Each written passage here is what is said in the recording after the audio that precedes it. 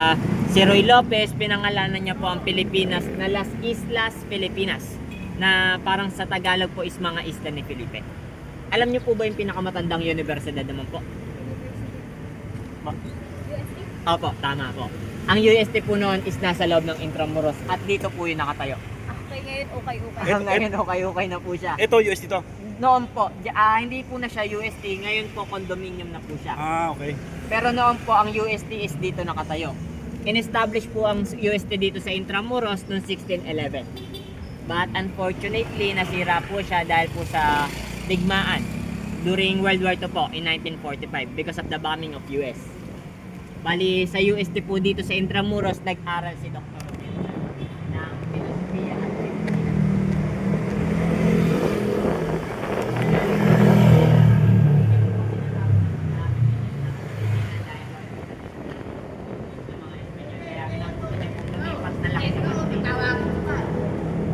Then sa kanan naman po natin, ito pong pink building.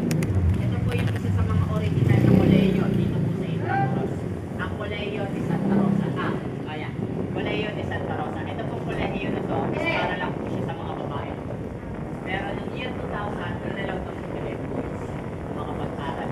Unfortunately lang po dahil sa pandemic, wala na po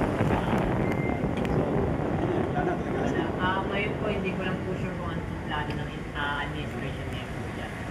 Then, ito naman po yung mga residential area. Ito po mga private property sila. Meron po dito maraming dormitory, canteen, offices. Pero dito rin po kasi sa loob ng Intramuros, dito yung tawag ng local real estate. United Squatter Area. Ay, yung nakaraan na sunod? Opo, nasunod po, kung nabalitaan nyo po. Yung nag-cause daw po kasi nagselos yung lalaki. Sinunog niya yung ano. So, sabihin, yung nag-trending na yung materyales ayaw mapasukin ng guard eh. Kaya po nag-trending yun. Kasi dito po talaga, in 1945 po kasi, ang Intramuros is naging abandoned city siya. Kaya marami pong homeless, yung mga tao, mga Pilipino nang galing sa ibang bansa, iba-ibang lugar. Nagtayo po ng bahay nila dito kahit alam po nilang illegal. So, ito mga to? Ito naman, ito ay private property siya. Ito po is dating dormitoryo ni Dr. Jose Rizal. Ito. From 1879 to 1882 po. Yan. Po. Ngayon po bakery na siya, pero yung sa taas po niyan. Okay. Then walking distance lang po sa kanyang paaralan. UST. Ito po. Po. So, ito yung UST. Ayan po yung UST. Ngayon close na. Ngayon po, abandoned condominium na po siya. Abandoned Yung, condominium. yung ground na lang po talaga yung operating sa kanya. May ukay-ukay po doon, may mga bangko din, ganyan. Yan. Ngayon baka pag kumain kayo ng tinapay nila, dalawin po kayo ni Rizal pag gusto nyo lang. Then sa kanan po natin, ito po yung tinatawag na Ayuntamiento de Manila. Ayuntamiento po is nagmula rin sa salitang Espanyol ng ibig sabihin is town hall or city hall. This is the old city hall of Manila. Dito pa rin natin, no? Ito po talaga yung pinaka-center talaga ng Manila. Dito po ang Spanish po kasi nagtayo po talaga sila dito ng 7 universities and 7 churches. Parang nandito po lahat talaga. Center for Education, Political, kahit po yung mga hospital, meron din po dito loob. So now po nandito na po tayo sa Manila Cathedral. Card lang po natin. Okay po. Let's go po.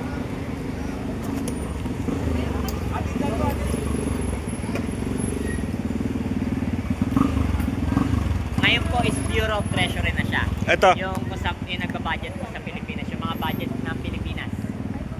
Pero hanggang ngayon, ano? Open siya. Opo, ayun na po siya, Bureau of Treasury na po siya ngayon. Dati siyang ano? Ayuntamiento de Manila, Old City Hall. Old City Hall. Then, ito naman po Manila Cathedral. Ito pong church na to, originally, it first reconstructed in 1571 po. Pero dahil po gawa lang siya sa bamboo at nipa, mga uri ng kahoy, madali po siyang nasisira ng mga natural disaster like fire and earthquake. Kaya ito pong simbahan na to, 7 beses na po siyang nasira. So hindi na siya hindi na yung original. Bali, 6 na beses po siyang nasira dahil po sa natural disaster and 1 time po because of the bombing of US. So Yung 7 simbahan po doon, isa lang po yung natira. Ang San Agustin Church. San Agustin. Nasaan na yun? Pero, Ang nandun po. Pupuntahan po natin. madadaanan natin. Opo. Bale, ito pong church na to, kung kilala niyo po ba si Cardinal Tagle? Oo po. Dito rin po siya nagmula.